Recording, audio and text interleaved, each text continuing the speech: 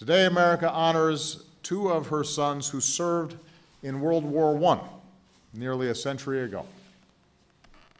These two soldiers were roughly the same age, dropped into the battlefields of France at roughly the same time. They both risked their own lives to save the lives of others. They both left us decades ago, before we could give them the full recognition that they deserved.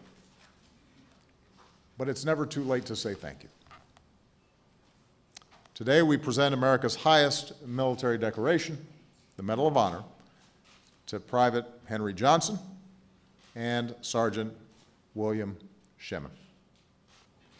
Henry was one of the first Americans to receive France's highest award for valor.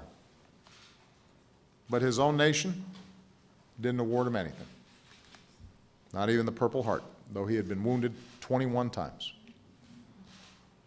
Nothing for his bravery, though he had saved a fellow soldier at great risk to himself. His injuries left him crippled. He couldn't find work. His marriage fell apart, and in his early 30s, he passed away. Now, America can't change what happened to Henry Johnson. We can't change what happened to too many soldiers like him who went uncelebrated because our nation judged them by the color of their skin and not the content of their character. But we can do our best to make it right. In 1996, President Clinton awarded Henry Johnson a Purple Heart. And today, 97 years after his extraordinary acts of courage and selflessness, I'm proud to award him the Medal of Honor. His daughter Elsie, who's here today with what seems like a platoon of Shemins, has a theory about what drove her father to serve.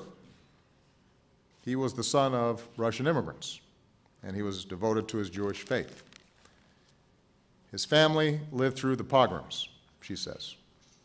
They saw towns destroyed and children killed, and then they came to America, and here they found a haven, a home, success, and my father and his sister both went to college. All that in one generation. That's what America meant to him, and that's why he'd do anything for this country. Well, Elsie, as much as America meant to your father, he means even more to America. It takes our nation too long sometimes to say so, because Sergeant Shemin served at a time when the contributions and heroism of Jewish Americans in uniform were too often overlooked. But William Shemin saved American lives. He represented our nation with honor.